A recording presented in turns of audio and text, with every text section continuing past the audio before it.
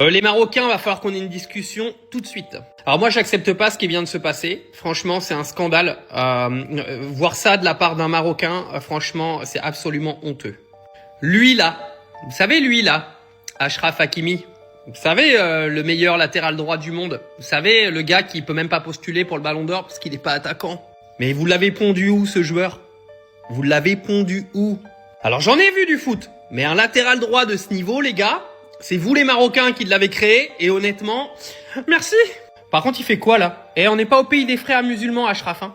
T'as pas le droit de faire ça. Bah, t'aurais le droit de faire ça si tu jouais pas en France, mais tu joues en France, tu n'as pas le droit. Parce que là, prier sur un terrain de foot, remercier Dieu, etc. En France, c'est pas autorisé. Fais gaffe parce que tu vas te retrouver en garde à vue, mon gars, et ils en ont rien à foutre de ton statut, hein. Ils vont dire, ouais, non, mais lui, le frère musulman, là, il engraine tout le monde, n'importe quoi. Non, bon, on va arrêter les blagues. Non, merci le Maroc. Merci le Maroc d'avoir créé ce mec, d'avoir créé cette pépite, honnêtement. Je sais pas si vous vous rendez compte, parce que il y en a beaucoup, là, ça parle de Dembélé, Ballon d'Or, de Lamine Yamal, Ballon d'Or. Vous êtes au courant quand même que le mec est latéral droit et qu'il a mis 4 buts et fait 5 passes décisives en 17 matchs de Ligue des Champions en étant défenseur. Alors, je sais pas si vous vous rendez compte de la dinguerie du joueur, de la Ligue des Champions qu'a fait Achraf Hakimi cette année, mais on parle même pas de ce mec-là comme potentiel Ballon d'Or. C'est une dinguerie. Bon, moi, au fond, le Ballon d'Or, je m'en bats les couilles, tu vois. Parce que pour moi, aujourd'hui, le foot, tel que l'a montré le Paris Saint-Germain, c'est un collectif total. Ça m'a même gavé qu'on parle que de Désiré Doué à la fin du match, tellement le collectif était monstrueux et que t'as pas un joueur qui a sous-performé cette année dans cette équipe.